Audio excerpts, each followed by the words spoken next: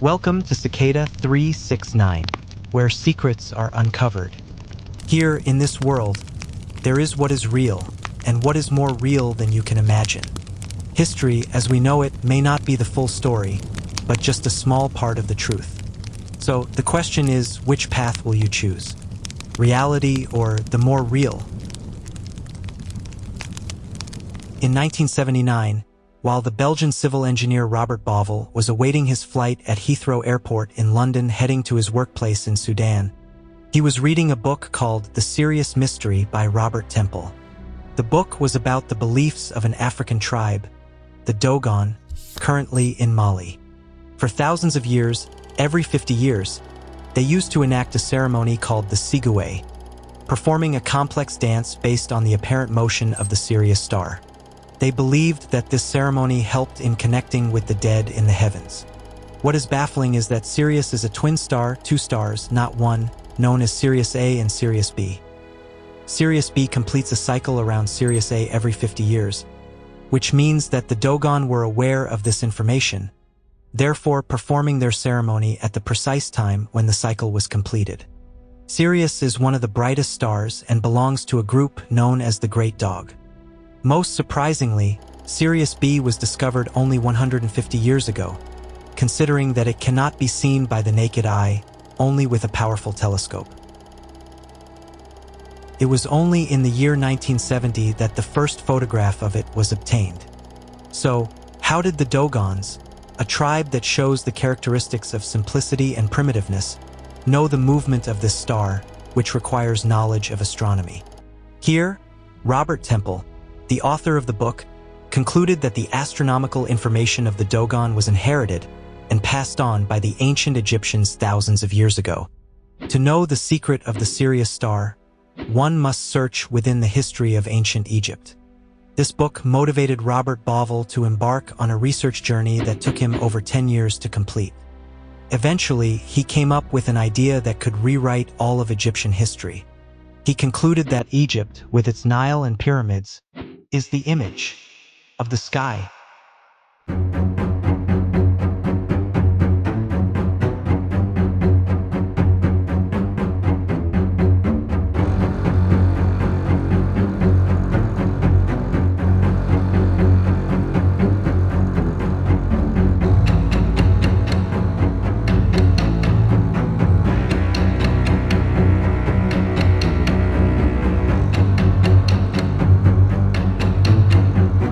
Robert Bauval was born in Alexandria in Egypt.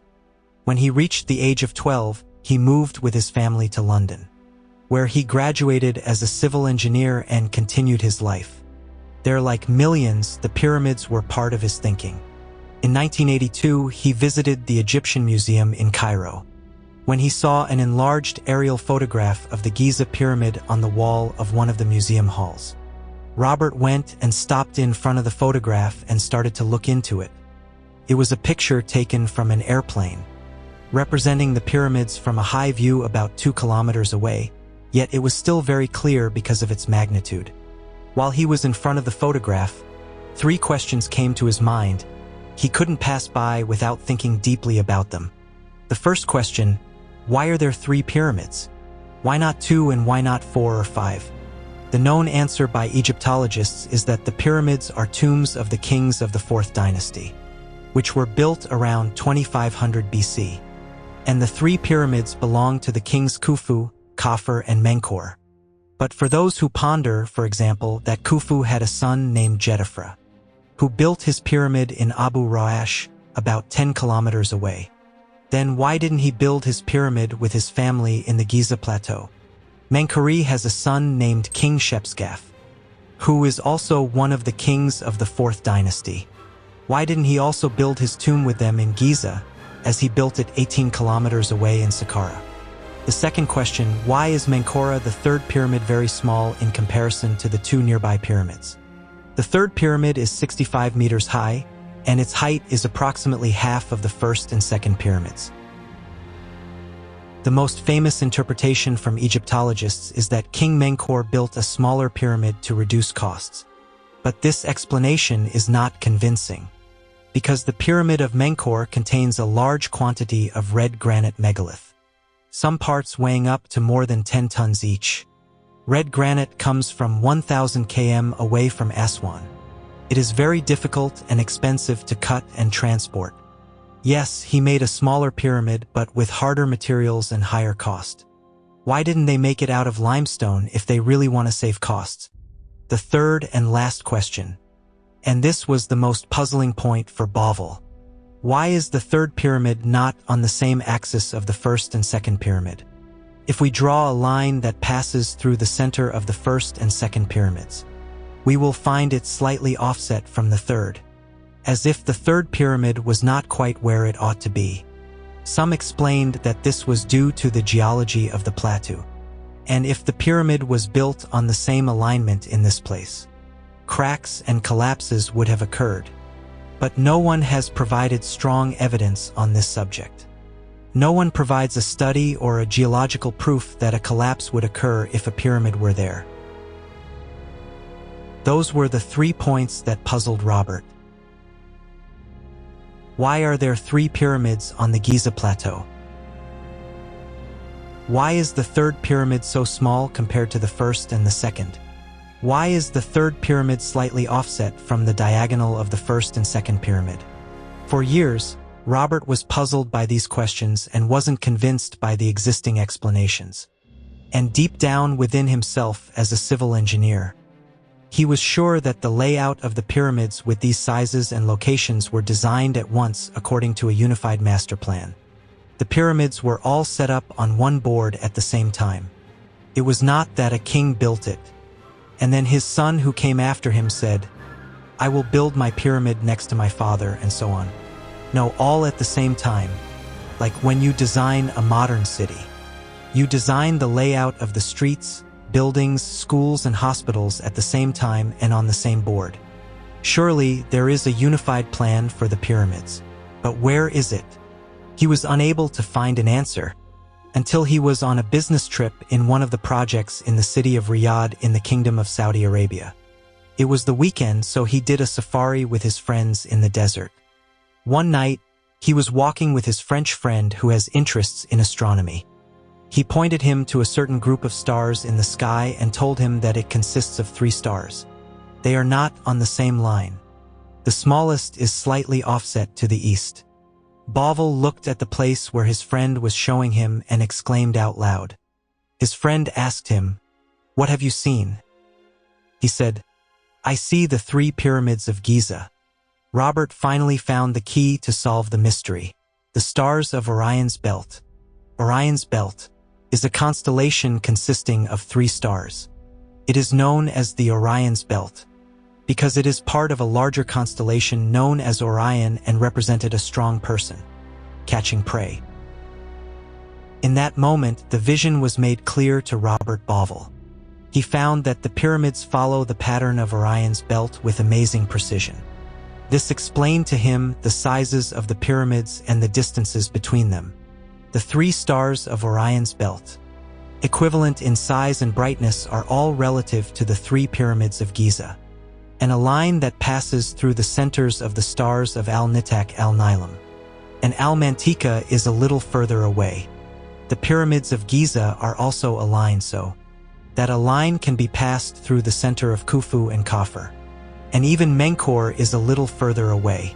This is the unified plan he was looking for, an amazing revelation. And that was only the starting point. Robert Bauval then discussed the idea with a number of Egyptologists. So he contacted the director of the Egyptology department at the British Museum, at that time Dr. Harry James. But his response was that the congruence between the pyramids and Orion was just a coincidence, which was of course a very frustrating response. But Robert did not give up trying. He spoke to the well-known British Egyptologist Dr. Edwards, who got excited about the idea and encouraged him to continue searching. Robert did not stop at this point. As long as the pyramids of Giza were based on the pattern of Orion's belt, what prevented there being other buildings in the style of celestial bodies? He went on to study the pyramid texts. The pyramid texts are a collection of the oldest sacred Egyptian texts, They are found in the pyramids of Unas and Teti and other pyramids in Saqqara. The texts are written in the inner chambers of the pyramids and speak of the king's transfer to the afterlife. One of the things that caught his attention while studying the texts was that they spoke about a waterway in the heaven, as if there is a river in the sky. Texts undeniably speak of a curved waterway in the sky and about the king's transition from west to east, so that he can dwell amongst the immortal stars, as the ancients considered the stars to be the home of the gods. Many Egyptologists saw what was meant by this winding waterway was the Milky Way, which appears as a meandering river in the sky and can be seen from the surface of the earth on certain nights. There is a very important passage in the text of Hermes, which says that Egypt is an image of the sky. Most of those who passed by this sentence considered its meaning to be metaphorical, a sign of beauty and serenity, and so on. But to Robert, what was really meant was that it was an actual true reflection of the sky. Egypt is a picture of the heavens in the literal sense, not the figurative sense. His study revealed that Egypt, with its Nile and 7 gigantic pyramids and all that belongs to the 4th dynasty, is a reflection of the sky. The Nile River is a ground image of the Milky Way, which represents the celestial Nile. And the 7 pyramids on the land are like the 7 stars in the sky, equivalent in their size, luminosity, and relative position to the Milky Way.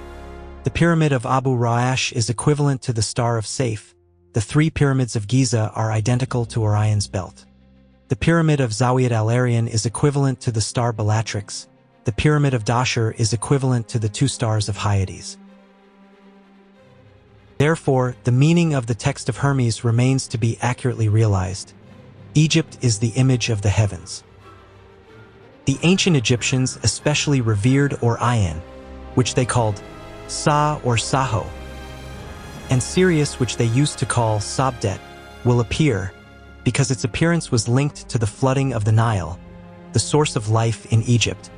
From an astrological point of view, Sirius is related to Orion that appears before it. Doctrinally, the star of Sirius was associated with Isis, and Orion was associated with Osiris, and the stars of the palaces were associated with Set, the brother of Osiris and his killer in the well-known legend. This theory leads to a very important conclusion, that the pyramids aren't built in isolation from each other as we thought, but they follow a unified plan. It was part of a major engineering plan, based on the doctrinal background, land surveillance, and a very accurate astronomical knowledge. And from day one, it was determined to keep 7 pyramids at these sites, under the umbrella of one project. The design was developed at the same time, but the implementation could take many years. 100 years or 200 years, more or less. That was not a problem. The idea is that King Khufu decided to build a pyramid on the Giza Plateau, and after him Khafre decided to build his pyramid next to him, and so on. Each one designing and building a pyramid in the shape and dimensions that he wishes. Is a story that is clearly not true. The idea that the bent pyramid was a mistake and its corners occurred during construction, so they built the red pyramid next to it, clearly, according to Robert's theory, is not correct. We will come to see within the upcoming episodes that there is no such thing as a mistake or a coincidence. And the things that are recorded in the books about mistakes in design or construction are in fact not mistakes, but intentionally designed to look like this. Indeed, it was intended that 2 pyramids remain in Dashur.